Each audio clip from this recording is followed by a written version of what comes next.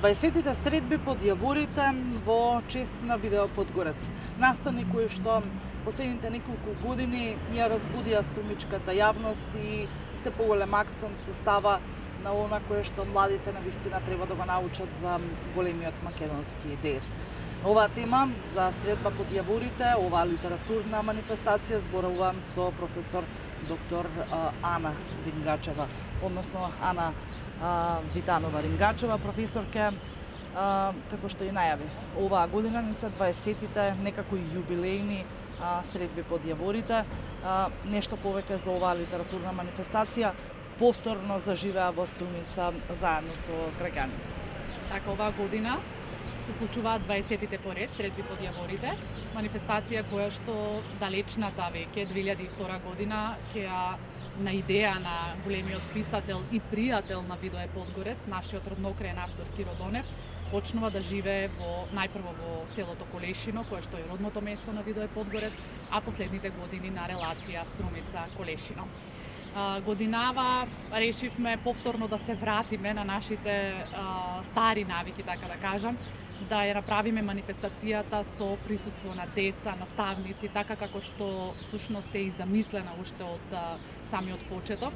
Иако минатата година малку бевме оневозможени тоа да го направиме, оваа година повторно успеавме ентузијастички да прво да испланираме, а потоа и да реализираме тридневна манифестација со настани кои што се директно или индиректно поврзани со ликот и делото на Видое Подгорец. Првиот настан, првиот ден всушност е 7 јуни, ден кога имаме испланирано 3 настани. Првиот настан е настан кој што се однесува на во фокусот ни се библиотекарите од цела држава и на тој настан се доделува признанието за најдобар библиотекар, кој што го носи името на Павлина Цунева Маказлиева, за струмичани позната жена која што работеше во библиотеката. И исто така, освен доделувањето на наградите, планирана и панел дискусија на тема книгата меѓу виртуелниот и библиотечниот простор. Вториот настан, исто, значи на 7 јуни, е настан за најмалите, настан за дечињата од основните училишта, настан на кој што ќе се читаат творби од Видое Подгорец, децата ќе цртаат, една убава креативна работилница со нашите роднокрајни автори Ксенија Маказлиева Трајчева и Сузана Мицева. И третиот настан, вечерта во 19:30 часот, ќе се случи промоцијата на книгата Видое Подгорец, незавршена приказна, автор е Киро Донев. Го спомнувам постојано Киро Донев, кој што е оној и клучен лик за заживување повторна на манифестацијата. Колку што имаме информации, имаме и нова книга од Донев. Така веќе спомнав, ќе се случи вечерва ќе се случи промоцијата на книгата. Киро Донев е некој е пред се човек или најблискиот пријател и соработник на Видое Подгорец, човек кој што го познавал Видое Подгорец, за него тој бил духовен татко и учител, така тој милува да каже. Меѓутоа и човек кој што му ги покажал тајните на писателската работа. Оваа книга Киро Донев ја работи, можам да кажам, долги години и децении, меѓутоа секогаш имал потреба да напише уште нешто, да допише нешто, да извади нешто, да додаде. И така книгата стоеше во неговата архива.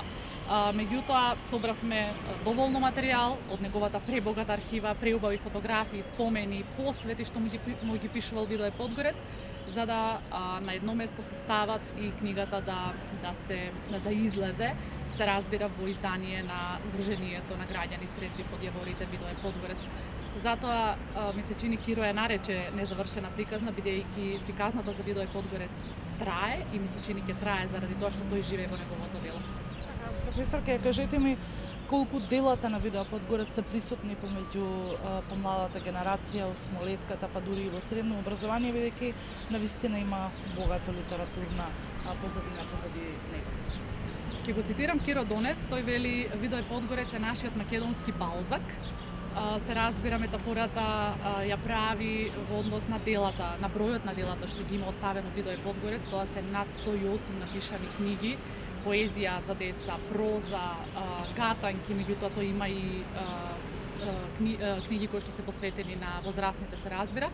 Неговото дело живее заради тоа што Видое Подгорец е, например, задолжителна лектира во основно училиште, во читанките, во букварите, каде и да отворите неговите стихови, неговите кратки драми, неговите раскази, секаде ќе ги сретнете.